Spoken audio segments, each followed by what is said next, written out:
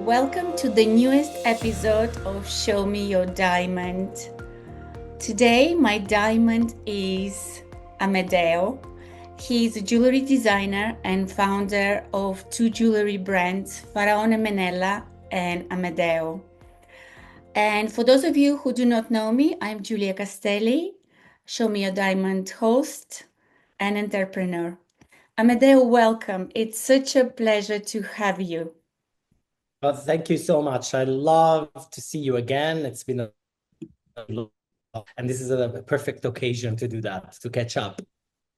Yes, we have met many, many years ago, just before the podcast. We were trying to catch up and remember. We can't even remember, but many years ago in London, we Yeah. collaborated. We've done a beautiful event together at one of the of your jewelry brands. Yes, at Faraone And Menella, a boutique in London. Beautiful event.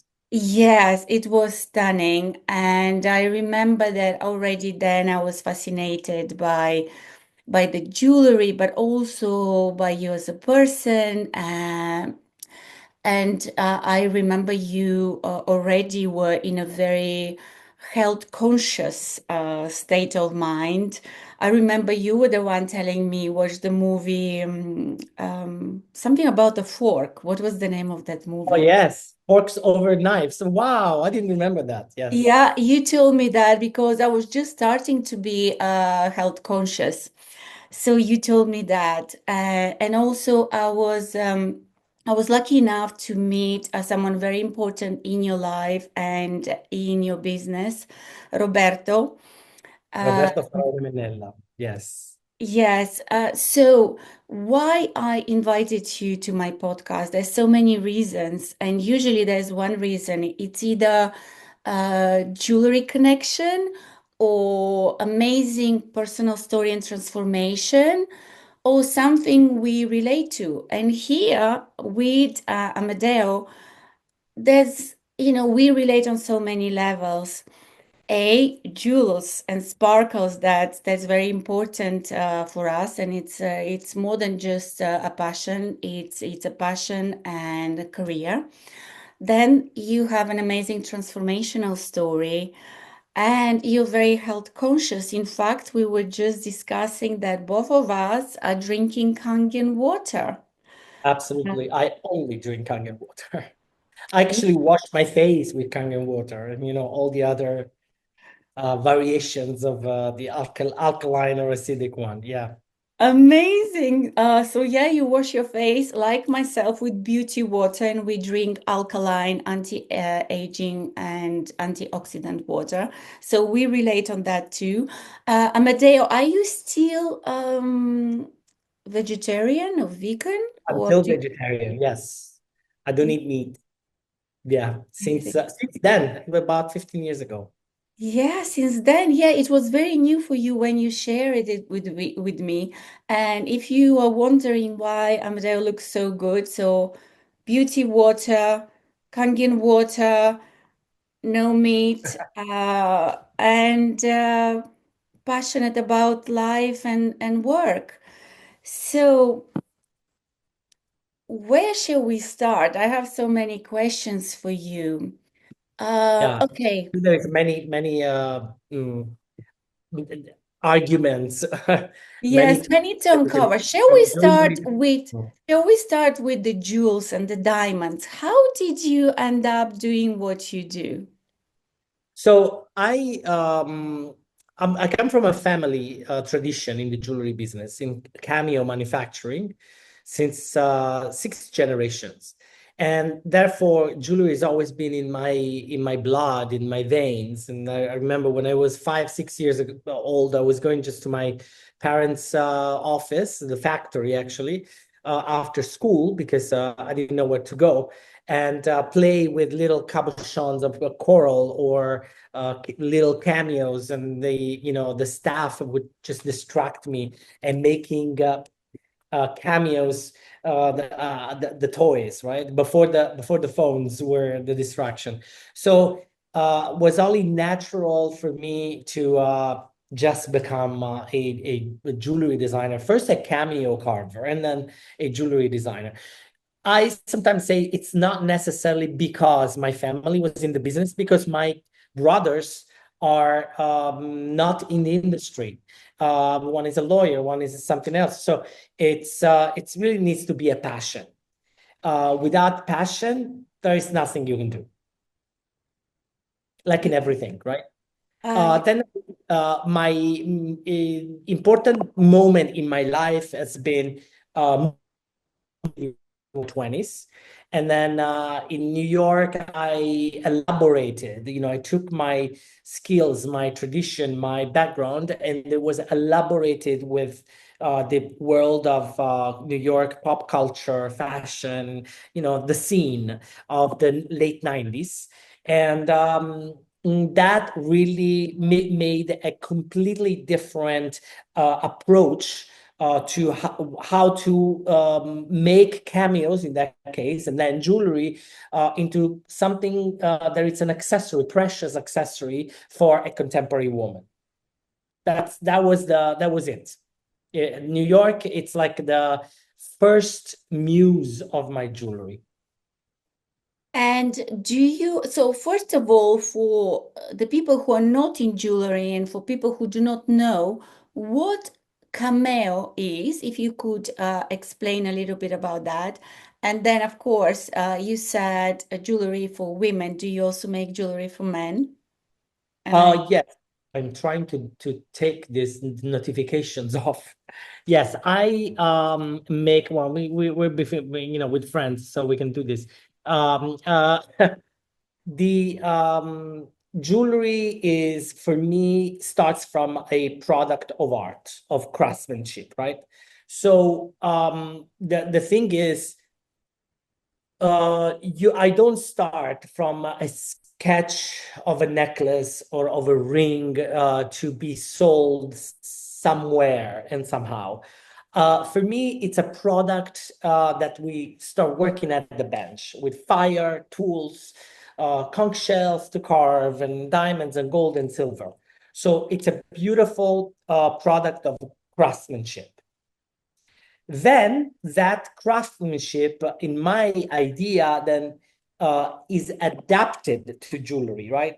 And not created to be jewelry from the beginning. So it's a work of art that then it ends up being wearable. And that is exactly what I like to create. Then you can wear it, you can watch it, you can put it on your table. That doesn't matter.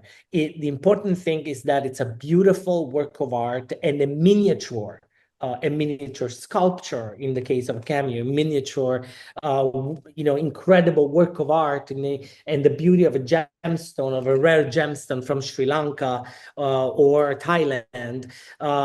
So I like to think that my clients are appreciating the object as a piece of art. The plus is that they can wear it. They get to wear it every day. absolutely the cherry on the top, right? The Do you, cherry on the top. do you mind showing to the camera the rings that you're wearing? So this Yeah, is for a example, cameo. this is Those the are cameo. cameo. So cameos are hand carved on multi-layers and carvings on multi-layers, and we use shells. These are shells, conch shells from the Bahamas, from the Caribbean in general, or from Africa, Tanzania, Kenya. And we've been carving these shells since many, many years, centuries. And before cameos, we were just carving coral. Coral was the first things we started to carve because we had coral in Torre del Greco, my hometown, in the Bay of Naples. But how should I say? The coral became more and more precious over time, and so by becoming more and more precious, it was more inefficient to carve.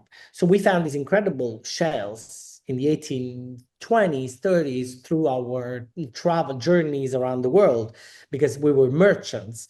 And that helped discover a new way, a new material to carve on, to apply this carving. And and it made it even more commercial in a sense, because with the cameos on shelves, we created the first souvenir, because North European aristocracy would travel more and more often to the south of Italy through Rome, Florence, and then Napoli to view the excavations of the ruins of Pompeii and Herculaneum that they were found in the mid 1800s.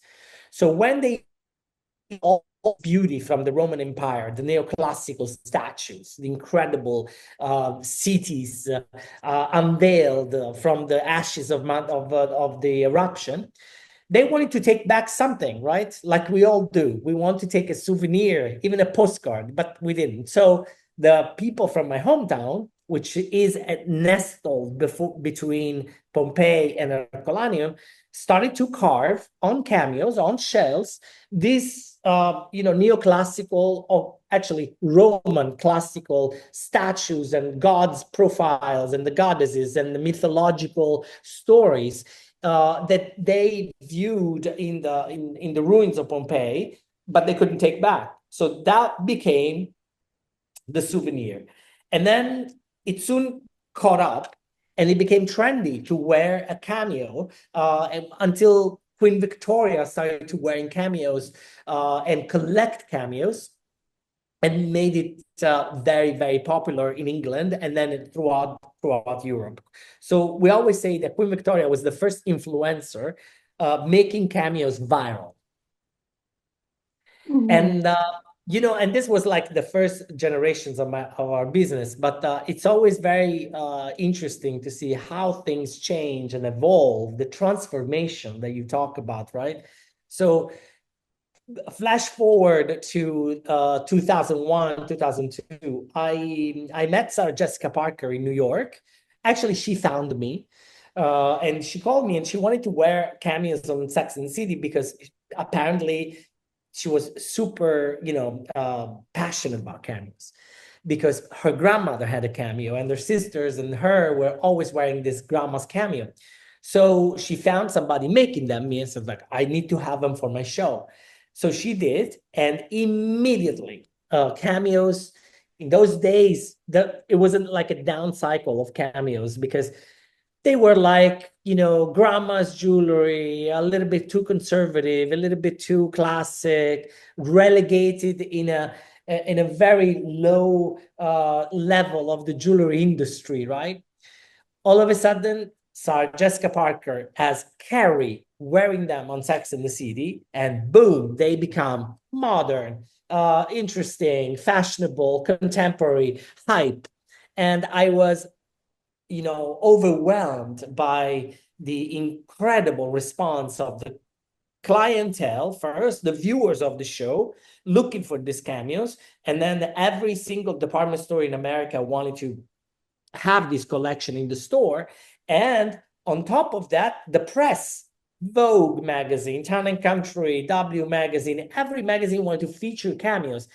And it was funny to me. I used to laugh with Roberto about it, because they would, all these fashion editors, a little snobby, a little, you know how they are. Yeah. We love them the way they are, but they might have snubbed me a year before if I called them, but now they were like all excited for these cameos, and they were treating me as if I discovered hot water. And meanwhile, that was still the cameos that my family had been making for generations. It was nothing new per se. But this is how sometimes transformations or evolutions happen. You just change one simple factor in the equation, and the whole thing change and gets elevated. In my case, we can say that in the 1800s was Queen Victoria, and then in 2000 it was Sarah Jessica Parker. And now I have clients like in my men's collection. I have clients like Elton John, Spike Lee, Magic Johnson. People you would have never thought in a million years they could wear cameos. They could even be attracted to cameos. It was something that in my father's days, we would say like, okay, well, cameos sell at Macy's, not at Bergdorf's. cameo cells to this was my father mentality. For him, cameos had to be sold to the English people, or in Boston, in New England, because he was coming from a generation where they were selling all the cameos to England, and the English people had this tradition of wearing the cameo brooch, right? And with me, everything has changed, and now it's big rings and symbolic and very whimsical, and sometimes very strange designs too, like the monkeys or skulls smoking a cigarette, because I changed the narrative while keeping the craftsmanship and honoring the craftsmanship. What a beautiful transformational story of a business and of a life, because once you are put on the spotlight, your life changes, the business changes. And here in this beautiful story, I could find a few other things I could relate to you on. I was at the same time, I was in New York. I moved to New York in 2001 until 2005. So we were in New York at the same time. I have also met Sarah Jessica Parker, and she's amazing. Well, for you, she had I think those obviously, were the best years in New York, the yeah. best. It was the time to make career and to make money and to go out and have fun. This was for me. I did not have yet my business, but I was working already in that high jewelry, high fashion industry. So I was at the right place too. Funny Yes. we didn't meet then. And then, of course, Italy, we have another thing we relate to, because for me, I love that I'm half Italian because I was married to an Italian, but now I speak Italian. My children are half Italian, and I love, love, love, adore Italy. And then I found something else. What was that? Well, I forgot it. It's perimenopausal stuff. But yeah, beautiful story of the camels. And can we now talk about that special another transformation in your life? Because I'm very fond of transformations, A, on a personal level, B, because I also help people transform their lives through the magical therapy that I do, hypnotherapy and rapid transformational therapy. And it brings the spark in me when I see people transforming their lives. And I know that you have also you have tried hypnotherapy and therapy, and I you love it. yourself have done transformation. So what was your experience? You say, So, many years ago, I read the books about regression to past lives regression by Dr. Brian, I can't remember his name now, his last name, Many Lives, Many Masters, right? oh, I have the book. I think it's Brian Tracy, but I'm not No, it's no. Brian Weiss. Wise, Dr. yes. Brian. I have the book, but I haven't read it yet. Oh, amazing. He's the pioneer of past lives regression therapy, professor of neuropsychiatry, and works at the Mount Sinai in Miami. And he told the story in his first book. He told the story of the first time he treated a patient with hypnosis. And he didn't mean to hypnotize her to past lives, to regress to past lives. It just happened, but unexpectedly, because basically no other formal treatment was working on this young woman that he calls Catherine. So he decided that the last resource was hypnosis. And as you know, with hypnosis is about going back to the roots of the problem, right? Like facing your own problems, whether they're in your infancy or your teenage years, somewhere deep rooted in you that you don't want to acknowledge, but they're there. And so they're creating this discomfort. And by doing so, he hypnotized this woman, and she unexpectedly starts speaking foreign languages, strange languages. It turned out that she was speaking Egyptian, and she recounted the story of this life in the ancient Egypt and how she died in an accident, and she was like playing, like her daily life. And he was at first very dubious about it, very skeptical. But until they researched with the team, all that she could have not known. The language made sense with the ancient Egyptian, the geographical references, the cultural references. Anyway, I was fascinated by this story, and I kept reading his books, and I totally believed it because he's a scientist, practitioner, and as Dr. Wise always said, he is a man of science, and he was born and raised as an Orthodox Jew. So he said, I by education and by birth and by background, the farthest thing for me would be to believe in past lives, right? So I was completely taken away and skeptical at the beginning until I was confronted with reality. From then on, he started to pioneering this therapy and treated thousands of people. So a few years ago, exactly 3 years ago, I decided to find a therapist in New York that could make me experience this. I didn't know what I was really looking for. And to be honest, probably between me and you, I was probably trying to connect with Roberto, my partner, my business partner, who passed away prematurely in 2020. And so obviously I was grieving. It was COVID era, lockdowns. So I thought that by hypnosis and that kind of therapy, I could find answers, maybe, right? I didn't tell this to the therapist, but I found this doctor who worked with the Dr. Brian Weiss, this lady in New York, and it took a long time to book a session. And I remember the day I went to the session, it was a looming, rainy day in the winter in New York at 7 p.m. I went to this little office, very dark, this little elevator. It was a multiple offices, each one a different doctor. And I met this lady, and I thought in the immediate, I said, she will never hypnotize me. What have I done? What am I going to do? And my problem was that I was so uncomfortable because I was thinking, what am I going to do? I'm going to be here for 1-2 hours, like pretending that she's hypnotizing me or trying to be hypnotized. It will be so awkward. But anyway, it was too late.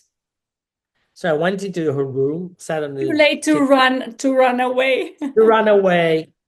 So I sat there. I started to ask her a million questions. She realized that I was testing her. She was like, okay. I was like, what did you study? What did you go? What did you learn? What? At one point, she said, okay, are you ready? I said, sure, I'm ready. Okay, close your eyes. Start visualizing, do this, do that. And still, with my eyes closed, I said, okay, I'll go. I'll play along. I'll make this lady happy. I can't be rude, right? I paid for it. I better enjoy. Exactly. I had to pay. So I have to tell you, 20 seconds, 30 seconds in, I was under. I didn't even realize that I was already under hypnosis. And when I realized, because you're still in control, you're semi-conscious. When she asked me, open this door, walk through, tell me, what do you see? It's a beautiful, is it a garden? Is this okay? And then she said, okay, so look down and describe your shoes. And without any hesitation, I said, the red velvet slippers. The moment I said red velvet slippers, I remember thinking, like, what am I saying? Why am I saying this? But I was seeing these red velvet slippers. So she said, oh, and what else do you see? And I said, I have a long dress, white linen dress, cotton dress. She said, "Oh, it's a dress or pants." And I said, "No, it's a dress. It's a long tunic." She said, "Oh, so you're a woman?" And I answered, I snapped, kind of like upset. And I said, "I'm not. I'm a man. I'm a priest." And she said, "Oh, okay, you're a priest."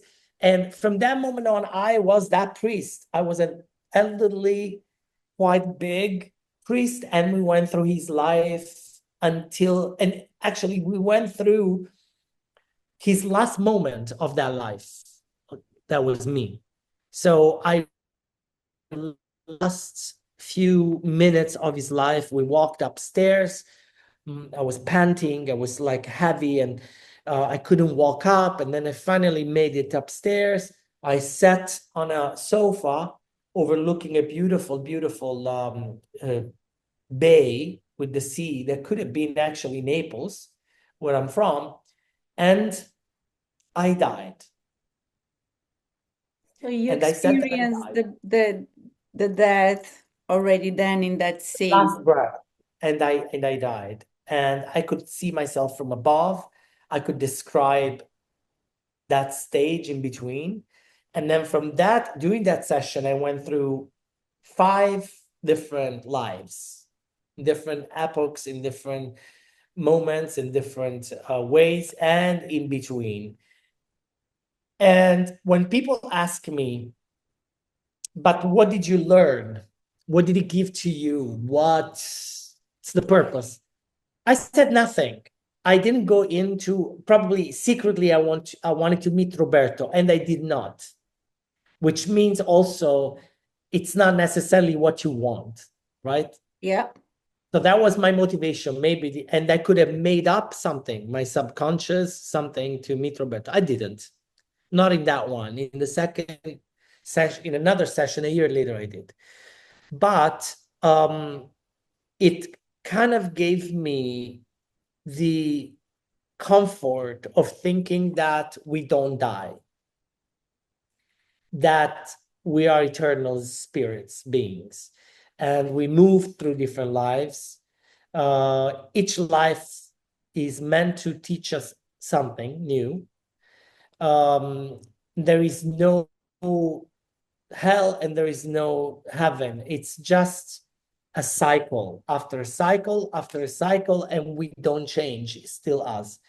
And that it's a beautiful, in a moment where I was grieving and dealing with, for the first time in my life, with death, with the concept of death and losing a loved one, that gave me a lot of peace, because it made me feel like we actually don't lose anybody. And when that separation that we feel when we lose somebody we love, and it's tragic, it's like, it takes your heart away, right? It gives you those anxiety and panic attacks. But then in reality, we don't lose anybody. We're always in the same dimension. It's just a different layer, a different frequency of that dimension. And that was the importance of doing that session of hypnosis. Well, I'm And glad someone here has experienced hypnosis and you understood, as you said, it's a natural state, it's a state of relaxation. And when you trust your therapist, you just come with open mind and open heart and see where it leads you. In the therapy that I do, we also do regression, and sometimes it could be past life, sometimes you could be in the womb, and sometimes it could be childhood or even something more recent. Because we speak to the subconscious, we ask the subconscious to bring us where we need to go, where we need to learn, where we need to understand. So amazing. So therapy was something important for you, and you believe in it, and you believe in incarnation and having multiple lives. And me too, I have gone and I have done past regressions, and I have seen a few of my lives, and actually what it did to me, For me, I understood why I had some limiting beliefs or some fears. That was quite interesting because one of my past lives, I we were so poor. It was just me and my brother, a younger brother on the streets, and I had to take care of him and myself and make sure we eat. And um, so yeah, this I Wow. understood why, because usually I'm so positive and I'm fearless, but of course deep inside, this is how the only way I could explain myself is reliving something many years ago, many lives ago. So that was very powerful for me. And Amadeo, what did you, I mean, losing the love of your life, I can say that correctly, right, Yeah. Roberto? And I was very lucky to meet him. And what a beautiful soul and person and man and designer and businessman. But what, I mean, I cannot even perceive the pain you go through seeing him. I mean, first, was he sick for a few years? Was it long? Did you see him suffer? No, only for 9 months, but those 9 months felt like an eternity. And to see the person you most love and you spend every day of your life and you built a dream together, you traveled around for almost 30 years since very young, to see him suffer and really go through excruciating pain and physical transformation, especially for somebody like Roberto, always so handsome, Yeah. everybody loved him, beautiful. uh, I was hurting on his behalf because I knew how terrible must have felt for him even to see himself in the mirror that way. He died in my arms, and he took his last breath in my arms. I counted these last breaths, and that's been excruciating. But I must say that experience, in retrospect, made me feel like I didn't see Roberto die, but I witnessed a sort of rebirth. I saw Roberto moving to a bigger spiritual realm. I saw him leaving that body, that vessel, and going back to our natural state, our healthier life, which is the spiritual life. And so in that case, I almost feel happy for him. And then I connected with him in many ways through a medium, through for people who believe that. Uh, I feel his presence every day. I dream of him. He comes to my dreams, and when he wants, sometimes very often, sometimes he disappears for a little bit. But every time I need him, every time I call him, he makes sure his presence is felt, and the help that I ask him is given. Almost like I think God said, ask and it shall be given. Sometimes we forget to ask. Oh, We forget to ask. it's so interesting. In my drawer, I have some cards. Um, Obviously, we are. I mean, we're so connected with you because I believe in everything you're saying. Look, this card says ask. And Oh my it's God. simple. It's as simple. And I'll read it for our audience because people need to know. Ask us, and this is angel cards. Ask us to help you in this situation, and we will immediately go to work on your behalf. We are governed by many universal laws, and among them is the free will that allows you to make your own choices and decisions. So we patiently await your request. There you Yeah. go. Do we have Roberto with us now on the podcast? Absolutely. You see, he has to be here. He has to be here. There is a reason why we reconnected and we're talking today. Oh, it's amazing. Yeah, we're talking about him. We're honoring him, Yes. honoring his beauty and his wit and his talent. Tell me about the dream you've built. Tell me about Faraone Menela. So that um about the before and after. So Roberto and I had this dream, right? We first of all, the dream was to live in New York. We started to go to New York together as, very young, at 20 years old and on vacations. And then we fell in love for New York and we wanted to be there. We want to stay there. So Roberto went to Parsons School. We were both studying law in Italy. I finished it. I graduated very fast, relatively fast. So I could already start moving to New York and working for my father's company with the cameos and things. He was a bit lost because he was incredibly creative, but the family forced him to go and study for, law school that he didn't like. And then Roberto was also like dyslexic. Sometimes families are completely, you know, not very present. Yeah. If your kid is dyslexic, it needs to be in a creative environment, not learning by heart books because you can't read, right? You can't memorize things. So he wanted to be a designer, an architect. His passion was architecture. So I convinced him to apply to universities in New York. And so we went through many, and he was accepted by Parsons School. So he left Italy and law school and started over at Parsons. And it was his best time of his life because he was now in his natural element, right? An artist, a creative mind. And when he graduated, a few years later, we decided to start a company together. He asked me, it was like a proposal.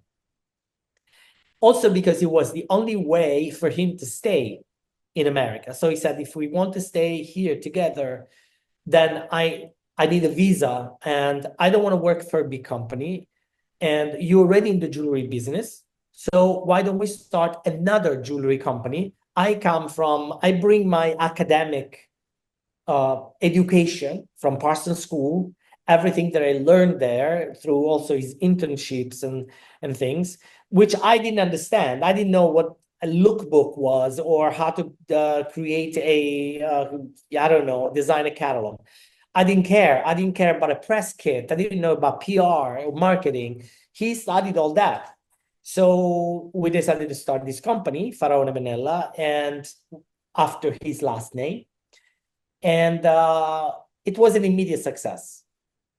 It was an immediate success because it immediately ended up on the Sex and the City, thanks to that cameo that she was looking for. And from that moment on, the jewelry worn by Kim Cattrall that season, everybody wanted them. So immediately from zero, we had no money, zero money. We put all our money in this first collection of probably 20 pieces, which today couldn't be done because gold is so expensive. And to create the company in America called RFMAS from our initials, Roberto Faraone Mennella Amadeo Scognamiglio, Inc. But we had no money. But incredibly, we manifested. We were great manifestors before I knew the concept of manifesting. 6 months later, we were in Bergdorf's, in Neiman Marcus, in Saks Fifth Avenue, and every store in America or in the rest of the world, from Lane Crawford in Hong Kong, Harrods, they wanted this brand new collection that was so, hype, contemporary, Sex in the City. And we were in business. We built a very big business immediately. And the first 6, 7 years went by in a tourbillon of events, celebrities, parties, scaling the business. And we didn't know anything about business. We always struggled with the business running of our brand. We were just very good and with the brand, with the design, with the marketing, which means PR and press. We were in every magazine. But running a business, so accounting, legal, structure, human resources, think about it. The good thing is that money was flowing because we were good at in sales and making jewelry that would sell a lot. So when money flows, you can fix anything. You can sort everything. But then, like in everything in life, you have ups and downs, and you have cycles in economy and business. And we had those downs. It started with 2008 when money wasn't flowing anymore, and the bubble burst.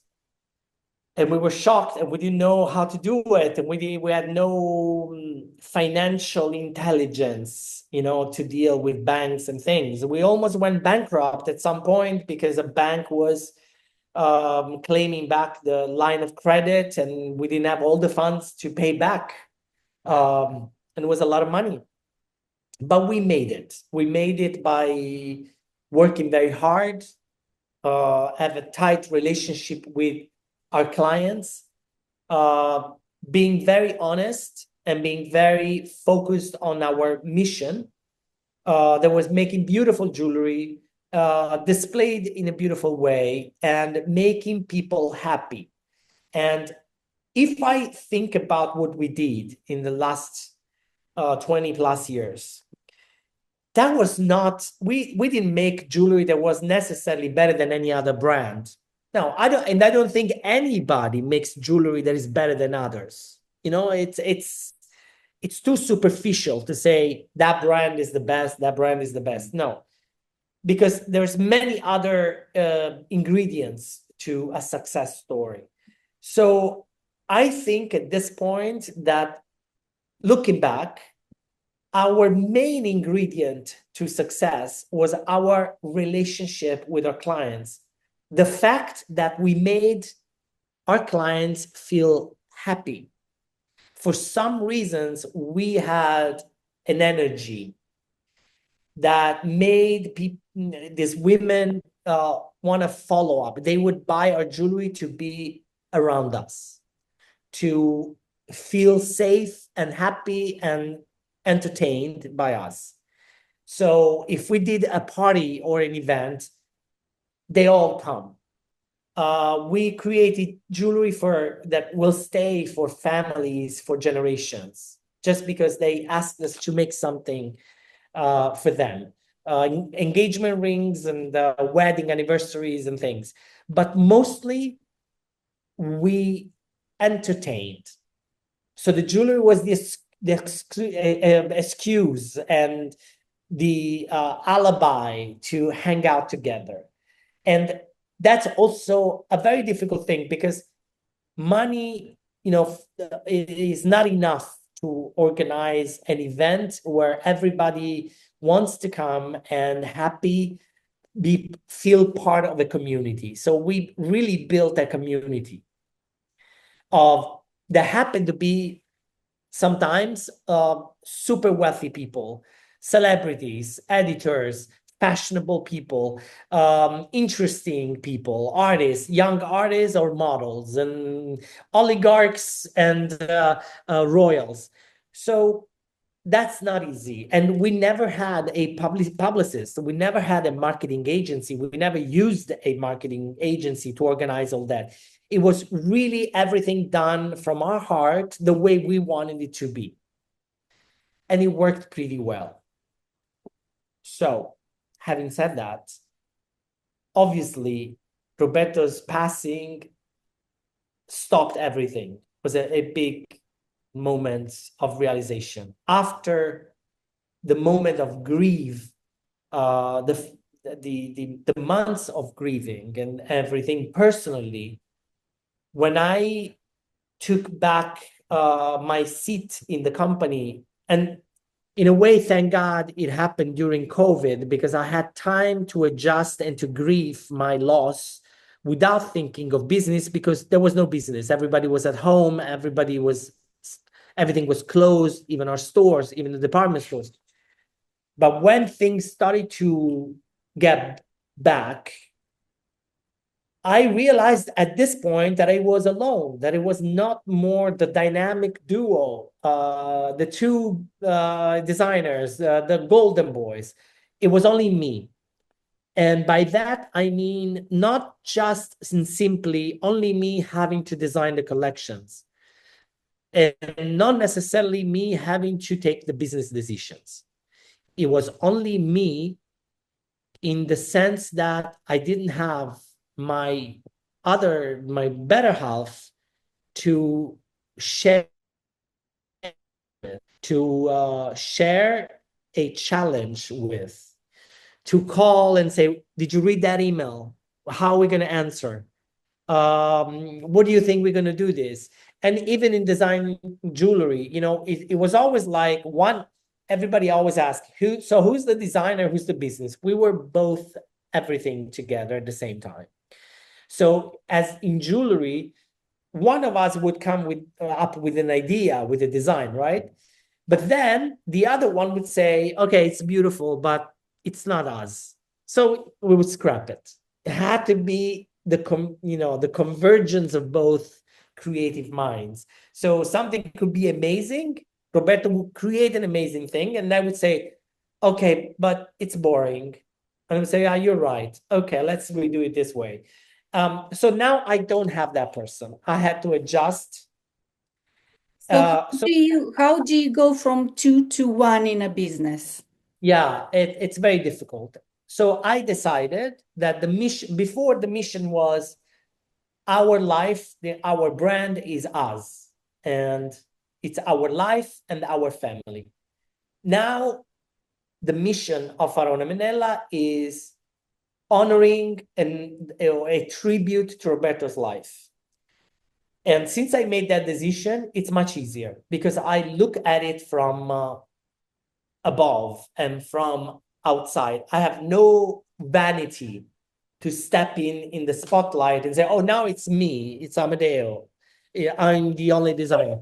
No, now for me, the brand is about keeping what we did, honoring that treasure of memories, events, and creativity and jewelry, and putting into a box. And it's like, what do we have? What is our archive now?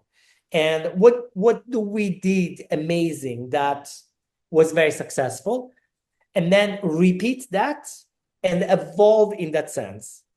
Roberto, for example, never liked anything that was too, I don't know, floral, descriptive, or symbolic. For him, jewelry, Faraone Menella had to be big, bold, cabochons, Italian 1960s and 70s, geometrics, very sinuous, very sexy lines, very rounded, right? So in that sense, I will keep that as our guidelines, and we keep that as our guidelines. And so I'm not going to make a lion in gold with diamonds and a pearl in the mouth. It's not Faraone Menella. I know what Faraone Menella is now. Maybe sometimes I wonder if Roberto lived, maybe he would have evolved his aesthetics, and maybe we would have done something different at some point. But for now, I like to keep it into that tradition as if it's an heritage brand in memory of Roberto, as a tribute of Roberto, and grow it as is. I also established a scholarship at Savannah College of Art and Design, SCAD, in Georgia, in memory of Roberto. So for new designers, younger designers, because I want to contribute to young talents who don't have a family background or a chance to make it in this world the same way we didn't have anybody to go to help us and things. So it's of course a financial aid to pay their tuition, but also a way to be a mentor of somebody. And it's like, come to me and ask me and I'll tell you, don't do this or do that. And the one was a talented designer from Taiwan, and she won the first scholarship. And on top of that, I invited her to our boutique in New York for her first trunk show. So she brought her first collection, and she was super happy that she see her jewelry in a window of a shop in New York City. Wow. And Yeah. I remember how important that was for us, the first time, because you can make the most beautiful things, but then if you don't show it, if you don't have a stage, you can be an amazing actor, but if you don't have a stage If no one sees you and or no one sees sees your it, work, so for her, it's been like the joy of her life.